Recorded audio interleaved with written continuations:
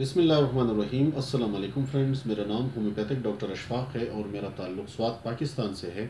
अभी मैं नेट पे फाइंडिंग्स कर रहा था ब्रेस्ट कैंसर्स के हवाले से, तो मेरे सामने जो काउंट आया है मैं हैरान हो गया कि 2020 में जो ख़वातीन की डेथ हुई है ब्रेस्ट कैंसर से वो तकरीबन कोई 7 लाख के अबव तकरीबन जो फिगर है वो आ रही है कि इतनी ख़वातीन की डेथ है। और ये टोटल पॉपुलेशन की 2.3 मिलियन जो है 2.3 million women were affected by the breast cancer last year in 2020। तो होम्योपैथी में ब्रेस्ट कैंसर्स या ब्रेस्ट ट्यूमर्स हो गए, चाहे वो बिनाइन है या मेलिग्नेंट है, बेहतरीन हल है इसका।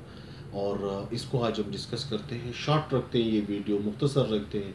मेडिसिन आपको मैं बताऊंगा कि क्लिनिकल प्रैक्टिस में हमने किन किन मेडिसिन से फ़ायदे उठाए हैं और अल्हम्दुलिल्लाह क्योर केसेस हैं हमारे। तो ये वीडियो शुरू करते हैं।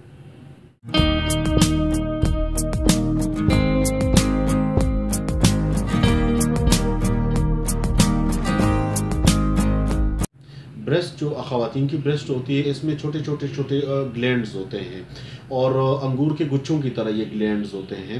और ये ग्लैंड्स जो हैं यानी क्योंकि ये ब्रेस्ट जो है ये गदूद से भरे हुए होते हैं, तो अक्सर इसके कॉजेज़ क्या होते हैं कि ये जाकर के फिर जो है और नुकसान पैदा हो जाता है। सबसे बड़ी कॉज जो है वो चोट है। अगर चोट इस पे लग जाए इन ग्लैंड्स पे तो वो चोट जो है आगे जाकर के वो फिर ट्यूमर्स और गोमड़ और ट्यूमर्स उसमें पैदा हो जाते हैं।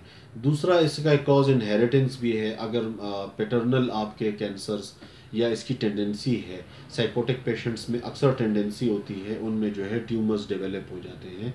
और ये अक्सर जो है ज़रूरी नहीं है, कोई इसके स्पेसिफाइड एज नहीं है, किसी भी एज में या लेट एजेस में ज़्यादा चांसेस होते हैं ख़वातीन में जो कि 30-35 प्लस होती हैं, उनमें ज़्यादा जो है चांसेस होते हैं बनिस्बत यंग फीमेल की। अच्छा, इसमें नेचर जो है वो कुछ दो किस्म के ट्यूमर्स होते हैं। एक नुकसानदेह जो गैर नुकसानदेह होते हैं, बिनाइन ट्यूमर्स होते हैं, यानी इस तरह के गोमड़ पैदा हो जाते हैं कि जो वक्ती तौर पर दर्द करते हैं, छूने से तकलीफ़ करते हैं और वो मेडिसिन से डिज़ोल्व हो जाते हैं, ख़त्म हो जाते हैं। कुछ ऐसे ट्यूमर्स होते हैं बिनाइन कि वो जाकर के फिर मेलिग्नेंट यानी ख़तरनाक सूरत इख्तियार कर लेते हैं और पूरे जिस्म में स्प्रेड होना शुरू हो जाते हैं, तो उसमें कंटिन्यूसली ट्रीटमेंट जो है वो जारी रहती है। अच्छा, इसको किस तरह डायग्नोस किया जा सकता है? सिंपल, आप अल्ट्रासाउंड के ज़रिए ख़वातीन इसको डायग्नोस कर सकते हैं। अगर आपके छाती में कोई गोमड़ है दाएं या बाएं और वो दर्द कर रहा है, आप उसकी वजह से आपका जो बाजू है, फ्रोज़न शोल्डर, हाथ उठाने में तकलीफ़ हो रही है, बगल में जो है अगर वो यहाँ पर ट्यूमर है, तो फ़ौरन जाकर के आप किसी लेडी डॉक्टर से अल्ट्रासाउंड करवाएं और अल्ट्रासाउंड की रिपोर्ट जो है किसी अच्छे होम्योपैथ से आप डिस्कस करें। होम्योपैथी में इसका श्योर रिजल्ट है। आपको मैं बताता चलूँ कि सर्जरी ना करवाएं इसके लिए, चूँकि लास्ट स्टेज में सर्जरी रिकमेंड करते सर्जन्स, लेकिन हम बीइंग एज अ होम्योपैथ इसमें अल्हम्दुलिल्लाह होम्योपैथी में अच्छे मेडिसिन हैं।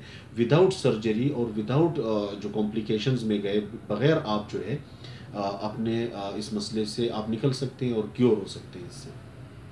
इसके अलावा मेमोग्राम एक्सरे होते हैं, मेमोग्राम के ज़रिए भी डिटेक्ट किया जाता है। सीटी स्कैन वगैरह से भी बेस्ट जो है वो सीटी स्कैन है लास्ट में, उससे भी जो है वो डायग्नोज हो जाता है। एंड में जाकर के फिर बायोप्सीज वगैरह की जाती हैं इस ट्यूमर की, ये डिटेक्ट करने के लिए, मालूम करने के लिए कि इधर ये जो है ये जो ट्यूमर है या मैलिग्नेंट है, नुकसानदेह है या गैर नुकसानदेह किस्म के सेल्स इसमें है। होम्योपैथी में मेडिसिन है, बेस्ट मेडिसिन है। ज़्यादातर हमने अपने इन मरीज़ों में जिस मेडिसिन से बेशबहा फ़ायदे लिए हैं, ख़ास करके लेफ़्ट साइड पे अगर ट्यूमर होता है ब्रेस्ट में या गोमड़ है, चाहे वो ख़तरनाक है या गैर ख़तरनाक यानी बिनाइन है या मैलिग्नेंट है, तो सबसे ज़्यादा फ़ायदा हमें फाइटोलेका डिकेंड्रा एक मेडिसिन है उससे हमने लिए है। फाइटोलेका डिकेंड्रा का इस्तेमाल जो है वो 3x से लेकर के 200 तक 1m 10m cm तक हम इस्तेमाल कराते हैं। और ये जो है हर पोटेंसी का तरीक़ा इस्तेमाल अलग अलग होता है। अगर 30 या 6 में 3x में तो दिन में 3-4 मरतबा दी जाती है। डिपेंड करता है कि केस कितना क्रॉनिक है या एक्यूट केस है, तो उसके मुताबिक पोटेंसी की सिलेक्शन की जाती है, जो कि एक होम्योपैथ बेहतर जानता है। ये तो सिर्फ आपको इन्फॉर्मेशन देने के लिए कि कौन कौन सी मेडिसिन इसमें रिजल्ट ओरिएंटेड है।